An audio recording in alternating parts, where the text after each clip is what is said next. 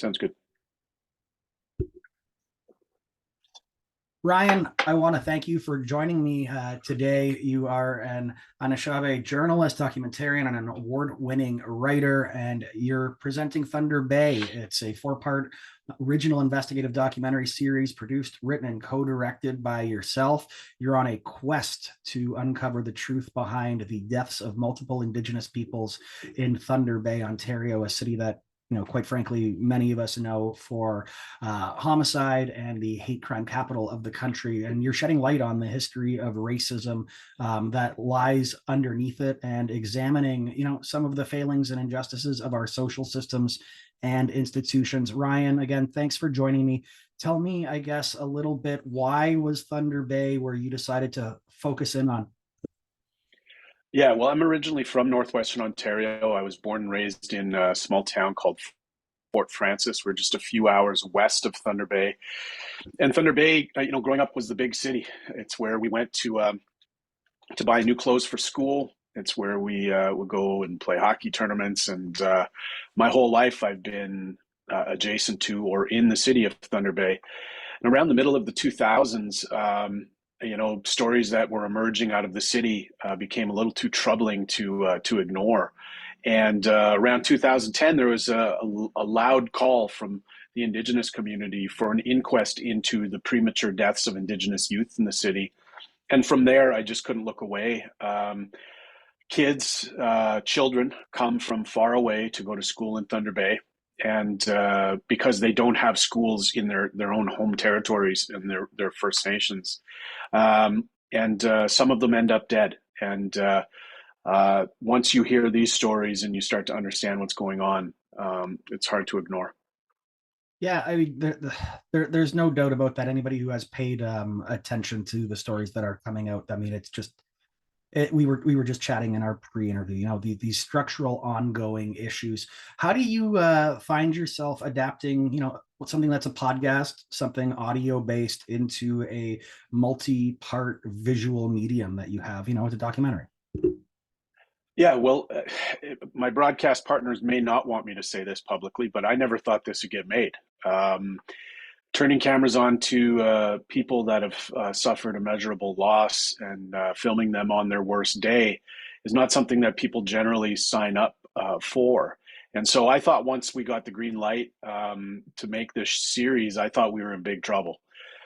It turns out that by going to Thunder Bay and making the offer of listening and documenting what was happening there, people jumped in the boat very quickly and couldn't wait to tell their story. And I think that that's just a signifier of where people are at in 2023 and inside the city of Thunder Bay. While there's been a lot of attention, Tanya Talaga wrote a book that was a bestseller. I've did the podcast series that did very well. Um, People still feel like they hadn't been heard, and they wanted more time. So it was a challenge, but Thunder Bay, Northwestern Ontario, the Canadian Shield, Lake Superior, a rundown old industry town. I mean, it's cinematic and beautiful at this, and as ugly as some of the stories are.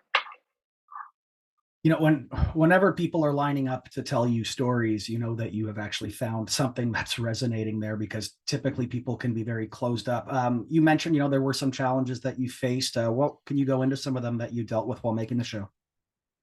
Sure, the we ended up telling the stories of community members and family members that lost loved ones, and when we dug into those stories, we found that there was a troubling pattern, incomplete police investigations, troubling systemic issues with the work that was being done as it pertains and relates to Indigenous sudden deaths. And that pattern was enough for us to want to dig into it and better understand it. And the insufficient work that was coming from the Thunder Bay Police Service, and the way that the Thunder Bay Police Service board was gaslighting us into believing that they were doing their best and that things were going to be okay, really led us down a path where I think through 4 episodes of the series, and certainly in episode 4 of the series, there's a big payoff inside of the story. You find out just why I was fighting as hard as I was and what we were fighting for. Well, I guess on that vein, can you tell us why you think it's important then that, Canadians should be tuning in and not only, just checking out the first part, but getting all the way through? Yeah, well, the Thunder Bay story is Canada's story. There are many Thunder Bays across Canada. I won't name them, they get mad when you do. But in every province across this country, there are cities like Thunder Bay with particular challenges as it relates to racism and discrimination. And there is no way for us to tell every single story inside of every single city, but we easily could bring these cameras to Saskatchewan, Alberta, Manitoba, and do a similar treatment to the stories of loss and injustice. And so I think for Canadians watching, they should ask themselves why the story matters and pertains to them inside of their towns and cities. Are the systems meant to protect us all and keep us all safe? Are they working the way they should? And if not, how can they be repaired without more loss of life? We all hope for that. I mean, outside of putting this together because you were compelled to tell this story, what are you hoping to achieve, accomplish? Is it just awareness, or is there, a tangible goal that you're looking to see an outcome? Well, I coined what was happening inside of the Thunder Bay Police Service early in 2022, right through till this very day. Some news broke just earlier today about some charges that were pending against the former deputy chief. And my goal was to see this through to the end, to see if Thunder Bay and its leadership was willing to clear out the problem inside of its service. The OPP are currently investigating the Thunder Bay Police Service inside of its headquarters. They're auditing investigative notes and looking at just how police work is done inside of that city. And, to be continued. I'm not pitching a season 2 of this show. The weight of this show, the emotional toll, psychological toll of doing this story has been immeasurable. It's been hard on my family. I'm receiving death threats every single day about doing this series, and I'm not pitching a season 2, but we are definitely still listening to what's going on inside the city of Thunder Bay. And as you acknowledged, if not a season 2, there's the opportunity to have, a different one in different provinces, because it's a story that is told over and over and over again in our country, and has been, quite frankly, for a very long time. And it's great that you're shining this light on it. And I can't imagine the baggage that it must take to not only carry it as it is ongoing, but to actually just to do the research and to have the conversations. I guess my last question for you would be, it's still reasonably breaking enough news with the resignation of the Thunder Bay police chief. What was your reaction when you saw that and you heard about the charges or the allegations that were brought forward under the OCPC? Yeah, well, former chief of police in Thunder Bay, Sylvie Hoths, has sailed off into the sunset with her pension in hand.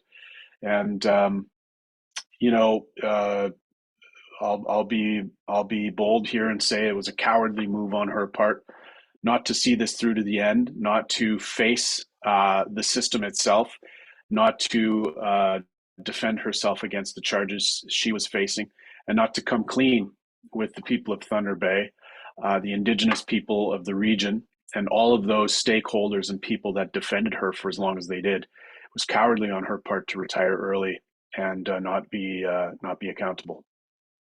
Do you think, though, that there's an opportunity without her there to begin to, I guess, mend the situation a bit more, or is there still a shadow that's left or a stain?